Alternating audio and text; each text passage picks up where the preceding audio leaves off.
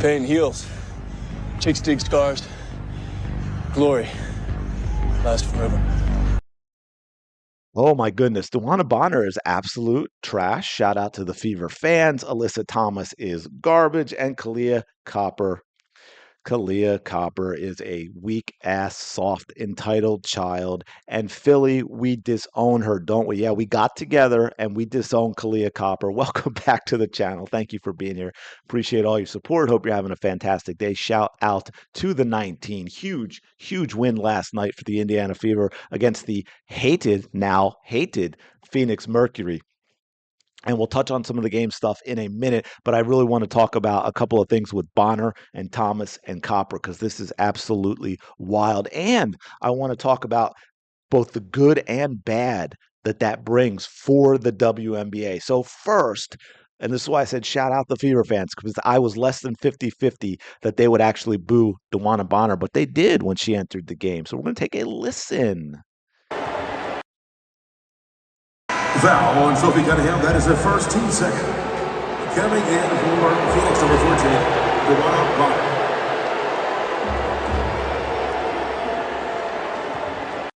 Do you notice her man Alyssa Thomas was clapping hard there?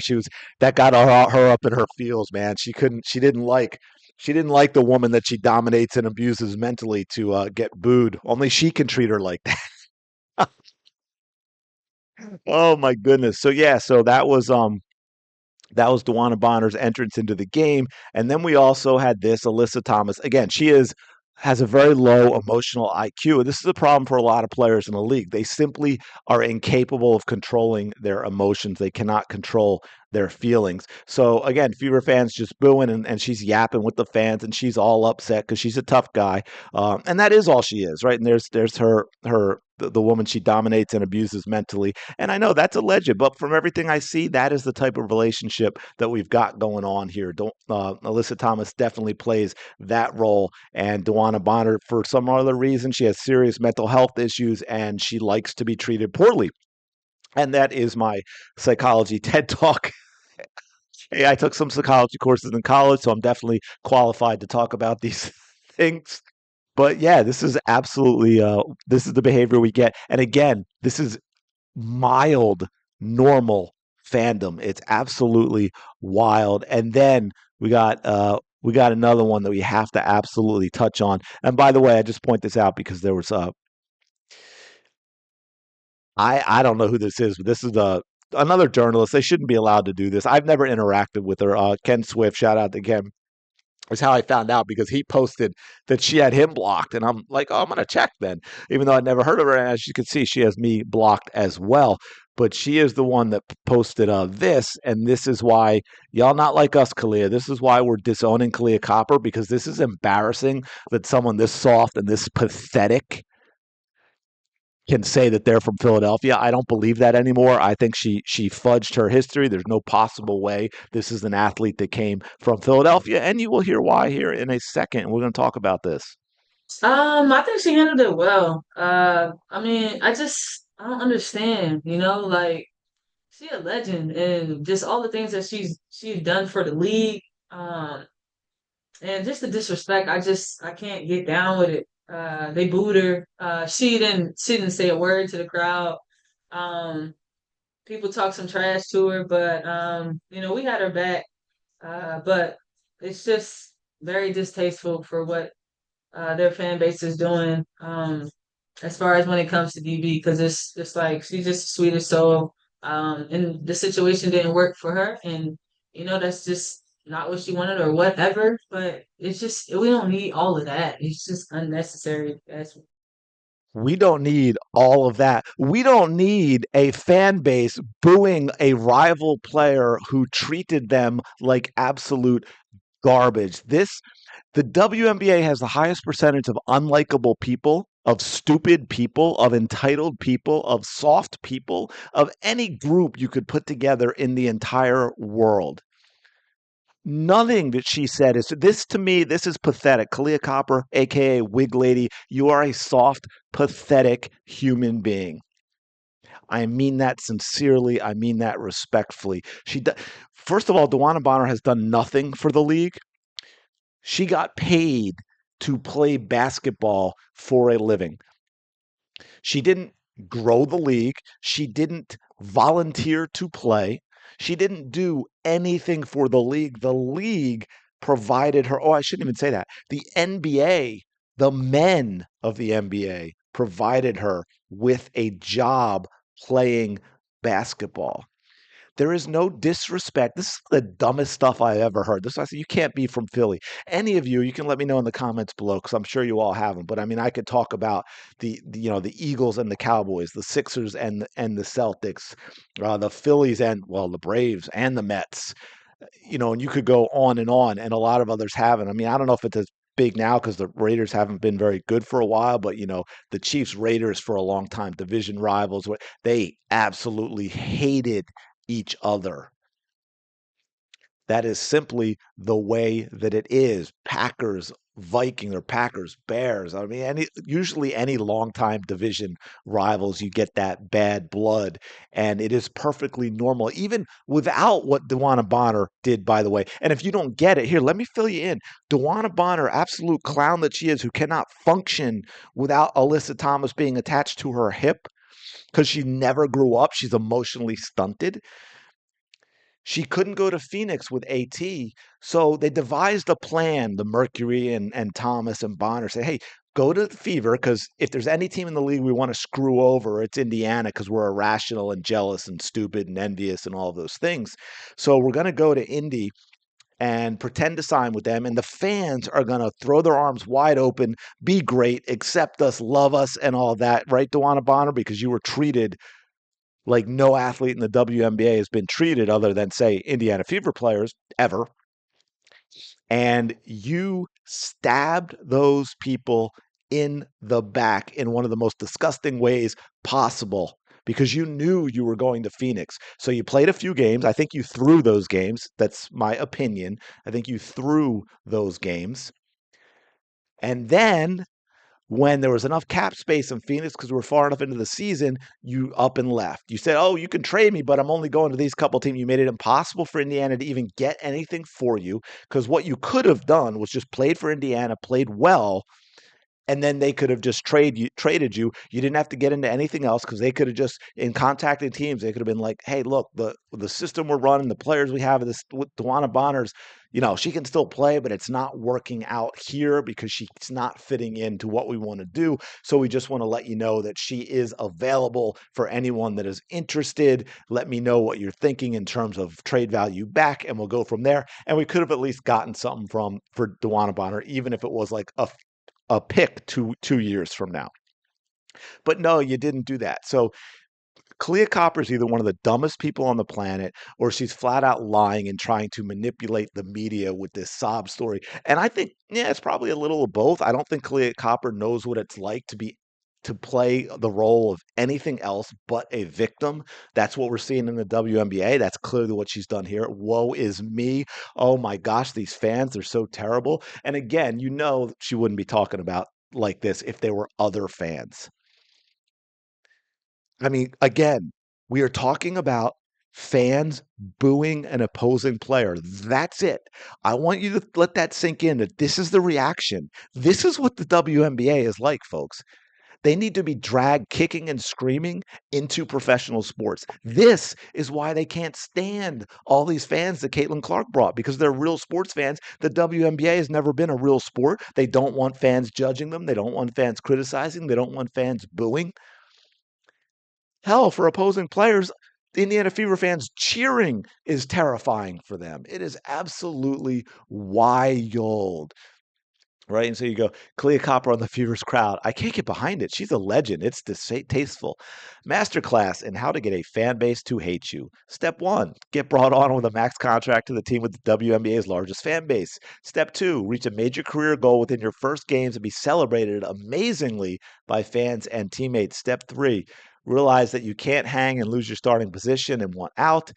Or step 4, refuse to play for personal reasons while sabotaging trade talks behind the scenes, all the while soaking the team for salary until you are released, all the while the fans worried that there were true family and personal issues. Yeah, I didn't even touch on that nonsense, right? Talk about manipulation. Step 5, get signed by the team you really wanted to go to. Step 6, go play the team in the city that both celebrated you for months going into the season. She's a quitter that played the fever the whole time. Yeah, 100%. You have a lot of this. Alyssa Thomas and her squad are so whiny. These people clearly have never played in front of actual sports fans. There it is, because they're showing how ignorant they are of how sports fans behave, and yet they want to be paid more. Where does the money come from to be paid more? Fans. Yeah, you're absolutely a clown. Copper's from Philly, too. Disappointing how effing soft this is. Um, yeah, see, well, there's no need to hit that next point because it's all of them. But anyway, she's just a quitter now. Yeah, this stuff is absolutely wild.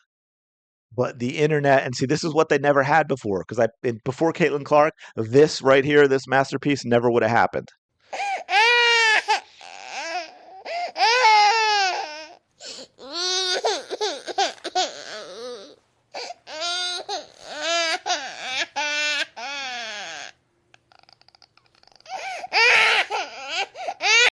And there you go. That sounds about right, doesn't it? Yeah. You know what's even more distasteful? Quitting on a team and a fan base that welcomed you with high hopes and open arms and being shady about it. Sweet or so in the situation, so it's about their personal feelings and not about how unprofessional DB was with their contract with the ball club. Keep acting like that, and then players don't deserve a penny more from the league. 100%. We're going to get into a couple of clips that I want to share in terms of the game, but this just reminded me, shout out to Annika, because she was going, longtime supporter of the channel. She watches, comments on almost every video. Thank you. I appreciate the support. And she was going wild. I noticed on Twitter when I checked this morning, and she was using language she doesn't normally use. And we talked about how she got really caught up in the game and how much this was like the first time that she really, really was into this game, especially without Caitlin Clark. And I made the comment, and this is what I think is great. And this is what I think the problem was with the whole Chicago Sky thing and the problem with the WNBA in general. And that even with a poorly played game, and I thought last night's game was poorly played. I'm not saying it wasn't entertaining, and that's what I'm going to get to in a minute. But like I mentioned, shout out Ben Daniel. I mentioned I went into his live chat briefly. I had a pounding headache last night. Didn't feel like seeing a whole lot of scrolling text on my screen. But I got into, I think, somewhere in the third quarter. I mentioned like there had already been 71 layups missed in that game, and there were a absolute ton of missed layups. But my point being to Annika and to all of you, and why I think a lot of people enjoyed it, it is the first time that I've seen in the WNBA where it was really a rivalry game that we get in other leagues, that we get all of you who are fans of, a certain team in the NFL or the NBA or something. You probably have an opponent like that. We all absolutely do in Philly, as I'm sure you're all aware. And there is true bad blood between the players, between the fans. The games mean a little extra. The players get a little more chippy. And in this respect, I'm not using it as a negative. I don't mean it in the way of, oh, the WNBA has been a physical league all these years because they're playing rugby to hide the lack of skill. No, I mean chippy in a positive way, in that it's because of the bad blood. It's because of the rivalry. There's a little more to the game. There's a little more intensity. There's a little more getting in each other's faces, not necessarily the physicality stuff that we've seen from the WNBA that the league doesn't call, but the fans are into it a little more. The players are into it a little more. This is the first real organic rivalry type game that I've seen. And maybe that's something, at least for a little while, geographically and not being in the same conference, it might be tough to sustain if players change. But right now, I think we can all agree that Indy Phoenix is kind of a big game for really both fan bases, right? Because the Phoenix, they don't want, you think they wanted to lose to the Indiana Fever last night after the whole DeWanna Bonner thing and the fact that Alyssa Thomas was calling them the R word for the Connecticut Sun. And then earlier this season, she was supporting what Angel Reese said, even though it was a lie. No, there's some real bad blood in the best possible way in terms of sports, right? This is Eagles Cowboys stuff. And it is fun to see. I enjoy that aspect of the game. But I wanted to touch on a couple of other things. First, let's go to the box score real quick, so we can just see we had some players that. Where is the box score? All right, here we go. So we had Kelsey Mitchell was off her game last night. I think it was partially also foul trouble, but she wasn't hitting, she wasn't playing well, she just didn't have it, and it happens from time to time. But other players stepped up, went 10 deep. Now, Michaela Timpson only played 5 minutes, which was kind of disappointing, but you had at least 9 players play at least 10 minutes, and then you also had Michaela Timpson, so you only really had Turner, who didn't get off the bench. Once again, Chloe Bibby, by the way, much, much better fit than DeWanna Bonner ever was for this team. It was good to see Damiris Dantas get minutes, even with Chloe Bibby playing. So it's going to be interesting if she comes back. I'm wondering now, but if Caitlin Clark comes back, how this is going to shift. I mean, I would guess it would be Sydney Colson's minutes because Ari McDonald has been playing well. She had a monster game last night. Started off on fire. 27 points because she got a lot, 3 or 4 from 3, and she also got to the hoop. She was, again, one of those explosive players that I'm talking about, that we want to see the shift in this league away from the Bonners and the Thomases. Alyssa Thomas is not a basketball player. She's a rugby player playing basketball. She can't shoot. You want to know why I know why she racks up points? Because she is left wide open 15 feet from the basket because no one cares if she shoots. Her assists are just handoffs at the three-point line. I don't think I played it. Oh, I don't know if I still have it, but there was a great clip of Alyssa Thomas and a lot of her assists, and they would not be assists 10 years ago. Like, they must have changed the rules because the offensive player getting the ball did a whole lot of work to get buckets. And 10 years ago, or in the NBA, no way would any of those have been accounted for as assists. Aaliyah Boston, monster fourth quarter. I don't think she took a shot in the third quarter. I believe she had 10 or 12 points in the fourth quarter alone. She came alive in the fourth quarter. Huge game for her. 22 points, 12 rebounds, 6 of 11, 10 of 13 from the line. Ari McDonald, 10 of 10 from the line. I think they shot a league season high 38 free throws in this game. Could you imagine if that happened consistently and Caitlin Clark got the whistle Caitlin Clark should get? This would be an unbeatable basketball team. Look, I thought last night was sloppy as can be. But again, and I've said this before, there's a lot of talent on the Indiana Fever. They are a playoff team without Caitlin Clark. So yes, they are still a title contender with Caitlin Clark. Lexi Hull, look, here's the thing, and this is what the box score watchers do. She only had 2 points, right? She played 23 minutes. She changed the game. Phoenix was up by 10 at the end of the first quarter, 30-20. Indiana had a 35-20 second quarter. A lot of that was because of Lexi Hull. Lexi Hull came in the second quarter and completely changed things around for the Indiana Fever. Even though she wasn't scoring, she was doing a lot of everything else, okay? And that is the type of thing that turns game around, getting into people's faces, playing good defense, getting steals, getting rebounds, all that type of stuff. 2 steals, 5 rebounds for Lexi Hull in 23 minutes, played good defense as well. Second quarter is when she got the chunk of her minutes, and that was by far the Indiana, well, not by far. I said the fourth quarter is great too, but by the differential, okay, 35-20. Phoenix's lowest scoring quarter, Indiana's highest scoring quarter. So Lexi Hull was absolutely fantastic for this team. So they shot extremely well, obviously. But again, here's what's absolutely wild. Talk about efficiency, and this is what getting to the line means. 62 shots would have them ranked down at the bottom of the league, right? This is what I'm talking about. They scored 107 points, but they weren't playing high tempo. They didn't take a lot of shots.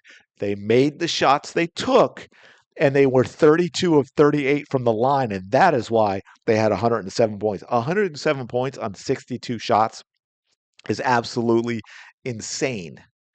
Absolutely insane. They shot lights out, and they got to the line a lot. And a couple of things I want to point out. This was just really, really cool. And again, I still would like to see this in defense of Caitlin Clark, AB, but I like the edginess. This is what I meant about things getting chippy, right? When you get into this type of game that feels like a rivalry game, you even get players like AB. And I love who she did it to because I can't stand Sabali. She is no unicorn.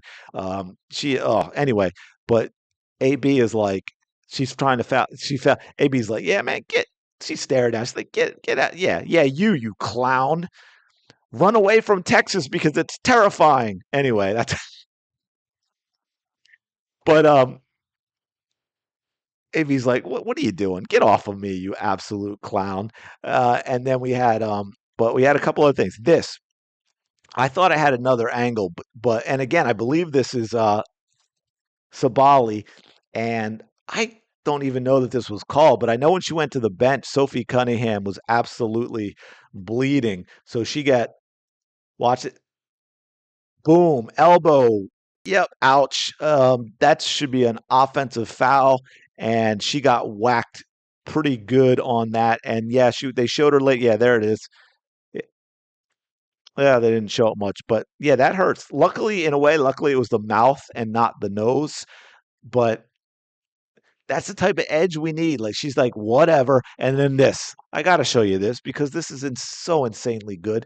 This is Demiris Dantas, and it is on AT. And I'm sorry, this is what I mean about when AT can't abuse you physically and get away with it. Again, not talented. Not a good defender. Okay, watch her bite on this and this. Demiris Dantas. I love Demiris Dantas. I love the way she plays when she's on. I really need her to get minutes because check this out. We're gonna get it on AT. Yeah, get off me. Get off me. You can't bully Demiris Dantas, AT. You just can't do it. But hey, you know what? Hey, AT, where you going? Oh my gosh, why did you go that way? Let's run that back. I'm gonna let it go. Well, watch on the fake. AT bites on this so badly. Like this is just get off me, get off me. I want my space. I'm gonna fake that way. No, you can't do it. And just boom. Yeah, that was getting a lot of play. People love that. That was fantastic play by Demiris Dantas. See, that's what I mean. She's got that in her bag, folks. She's got that in her bag. She needs to be incorporated into this offense more. And last thing, wow, I didn't know this was going to get so long. Sorry about that. Last thing, if we look at this, Minnesota Lynx is really the only uncatchable team. Indiana's 15-12. New York's only 17-9, and they've lost 3 in a row. I mean, that's what they're 2.5 games out of the second spot. They're 1.5 out of the third spot. The number 1 spot is probably the only spot that's a given right now with the Minnesota Lynx. Every other spot is up for grabs, and with Washington behind them and the way they're playing, they've got the 2 front runners for Rookie of the Year. They should finish 1 and 2. The Fever could finish anywhere from 8-2. So that's going to be interesting. Every win is a big win. This was a great one. I probably put a lot of stuff into one video that I didn't need to, but I could have broken it up. Anyway, I'm going to leave it there. Thanks for checking this out. Appreciate all your support. Smash the like button. Subscribe to the channel. Go have the day you deserve. I will talk to you later.